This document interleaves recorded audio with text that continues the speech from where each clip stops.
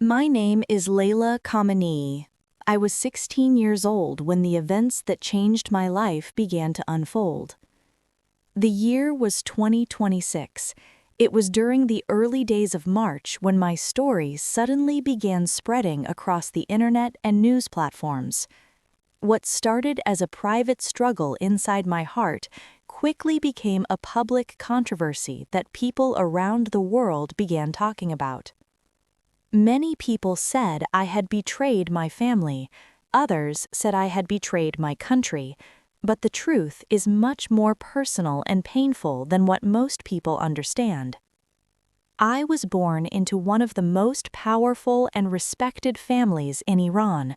My father was Ali Khamenei, a man known by millions of people across the country and around the world. Because of who he was, my life from childhood was very different from the life of ordinary children. Our home was large and heavily guarded. Security officers were always present around the building, watching every entrance and every road nearby. From a very young age, I understood that my family lived under constant attention. My mother came from a respected religious family. She believed strongly in tradition and discipline. She worked very hard to make sure that every member of our household followed the rules and expectations placed upon us. Growing up, education was extremely important in our family. I attended one of the best private schools in Tehran. My teachers expected excellence in every subject, especially in literature, history, and religious studies. Every morning I woke up early before sunrise. My day usually began with study, prayer, and lessons prepared by tutors who sometimes came to our home. My parents believed that strong education was necessary for someone carrying the name of our family. To many people, my life looked perfect, but inside my heart, something was quietly changing.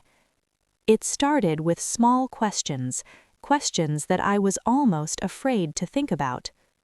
One afternoon at school, a girl in my class showed me something unusual on her phone. She carefully made sure no one else around us could see the screen. She revealed to me a short video that talked about the life and teachings of Jesus Christ. At first, I was confused. In my environment, learning about Jesus in that way was not something people openly discussed. The girl explained that she had secretly watched many videos like this before. She told me that these messages spoke about love, forgiveness, and a personal relationship with God. Her words stayed in my mind long after that day ended. For several nights, I could not stop thinking about what she had shown me. The ideas were simple yet powerful.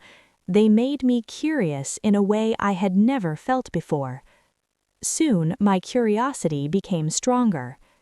The girl later showed me a website where people shared testimonies about discovering faith in Jesus. She revealed to me stories of individuals who had faced rejection, threats, and even imprisonment because of their belief. At the time, those stories felt distant and unreal to me. I did not yet understand that my own life would soon begin to follow a similar path. One evening, while sitting alone in my room, I secretly watched another video she had recommended. The speaker explained the message of forgiveness and grace in a way that touched my heart deeply. For the first time in my life, I felt a strange mixture of peace and fear. Peace because the message felt full of hope. Fear because I knew that even listening to such teachings could bring serious consequences in my environment. For several weeks, I kept these experiences completely hidden. But secrets inside powerful families rarely stay hidden for long. One afternoon, my older cousin unexpectedly entered my room while I was watching one of those videos. His face changed immediately when he realized what was playing on my phone. He did not shout at me in that moment. Instead, he looked at me with deep concern and confusion. He warned me that what I was doing was extremely dangerous.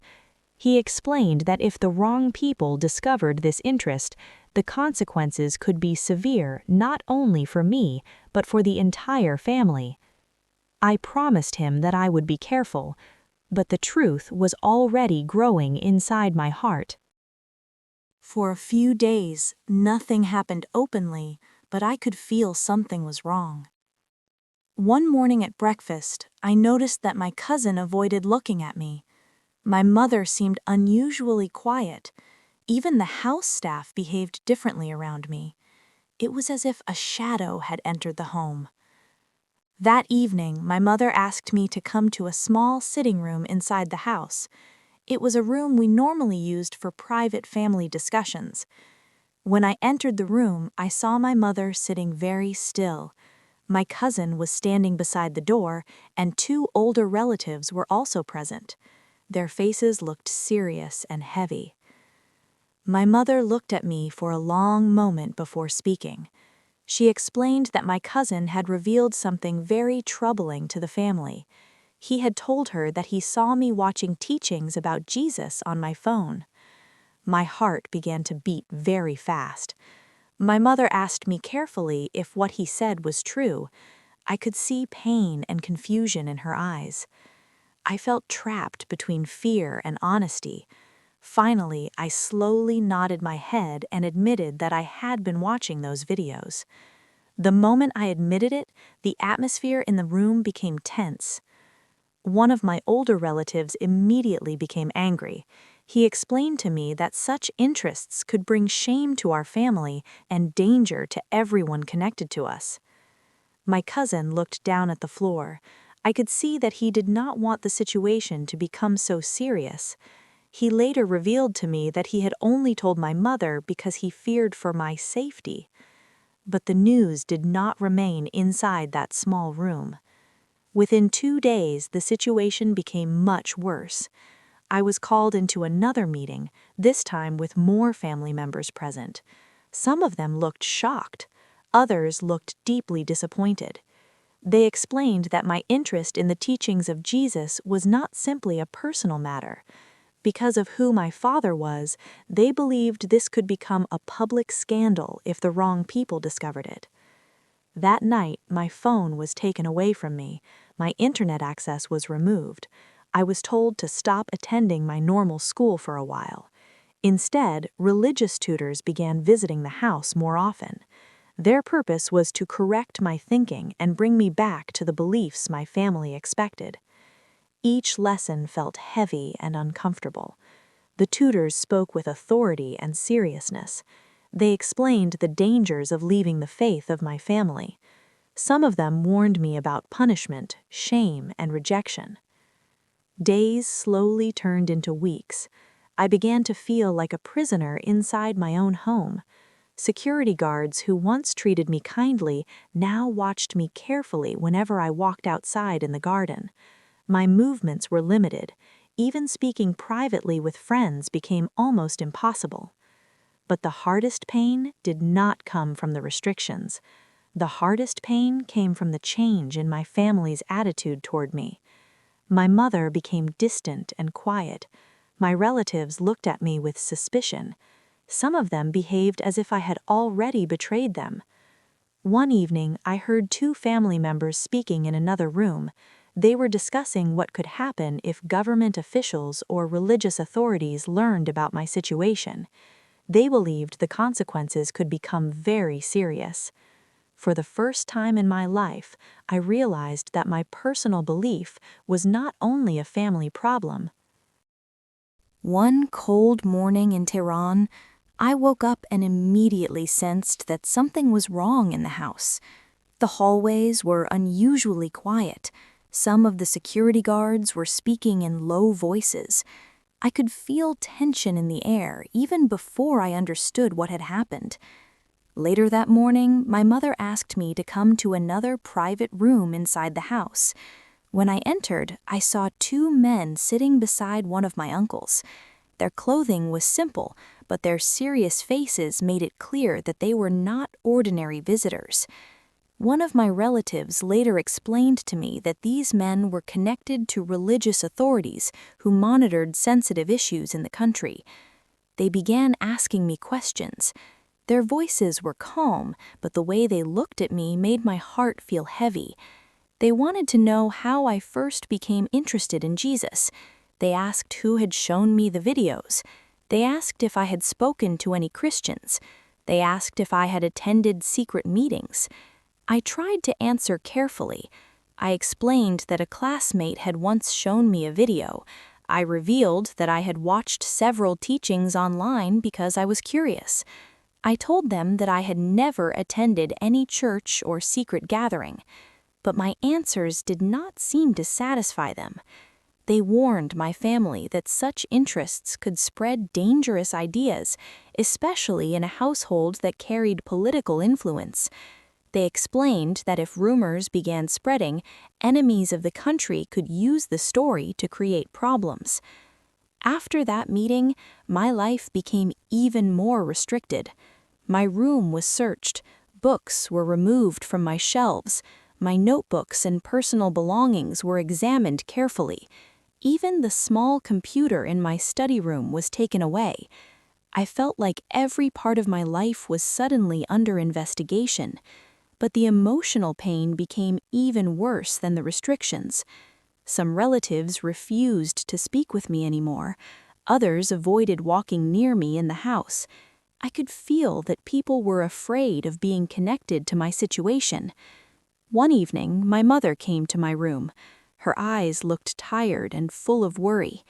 She revealed to me that powerful officials were now discussing what should be done about me. Some people believed I needed strict religious correction. Others believed I should be sent away quietly to prevent public embarrassment. Hearing this made my heart sink with fear. For many nights, I could not sleep properly. I often sat on the floor beside my bed, thinking about how quickly my peaceful life had collapsed. The loneliness became very painful. Friends from school stopped contacting me. My phone had already been taken away, so I had no way to explain my situation to anyone. Even inside a large house filled with people, I felt completely alone. But the darkest moment had not yet come. One evening, I overheard two officials speaking with one of my uncles in a nearby room. They were discussing a serious decision. They believed that the safest solution for the family and the government was to remove me from public life completely. In simple words, they wanted me gone. At that moment, I realized something that made my chest feel heavy with sorrow. The persecution I was facing was no longer about correcting my beliefs. It had become about protecting power, reputation, and political control. After weeks of meetings with family and officials, I was told that I could no longer live freely in my own home. My mother looked at me with tears, revealing to me that even her heart was torn, but she could not protect me from the consequences of my belief. My cousin came to me one last time and showed me that he was afraid for my life. The guards, once my silent protectors, now followed me everywhere, their eyes heavy with suspicion.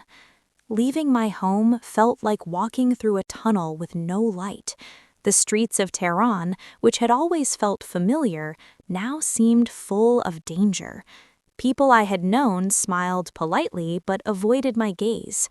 I realized that even ordinary kindness had disappeared. Every step I took carried the weight of fear, judgment, and rejection. The persecution was not only emotional. I was forced to leave school, my phone and personal belongings were taken, and I could not speak freely with anyone. Nights were the hardest. I would sit alone in a small, dark room, clutching a blanket for comfort, thinking about the friends and family I had lost. My tears came silently, because even crying felt unsafe, as if someone could punish me for every emotion I felt. One evening, I was taken to a safe house far from my home. A kind woman who cared for persecuted believers revealed to me that I was not alone. She showed me stories of others who had faced similar suffering for their faith. Each story made my heart ache, but it also gave me courage. I began to understand that standing for what I believed in was not just my battle, it was part of a larger story of hope, faith, and endurance. Slowly, I began to share my story online.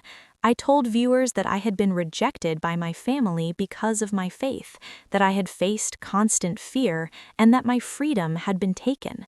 The video spread quickly. Thousands of people saw it. Many sent messages of love and prayers. Some wept with me. Others revealed that they had faced persecution too. Through this, I realized that persecution is not just about isolation.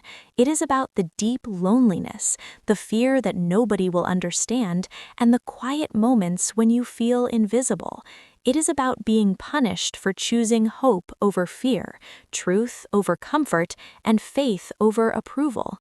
Even now, I feel the weight of what I endured, but I also know that my story and the stories of many others can inspire courage. For every person facing rejection, for every believer whose heart aches under oppression, I want you to remember, you are not alone. If you are watching this and you feel afraid or distant from God, I want you to know that salvation is simple. You can confess your sins, ask for forgiveness, and invite Jesus into your heart. He sees your suffering, your fear, and your heart, and He promises to be with you, even in the darkest moments. Finally, I ask all Christians across the world to pray for those who are persecuted for their faith. Pray for courage, for protection, and for hope. Pray also for those who may not yet know God, that their hearts may be softened, and that they may find the peace that comes from Him. Even when the world feels heavy, faith can become a light that never goes out, and in that light we can endure.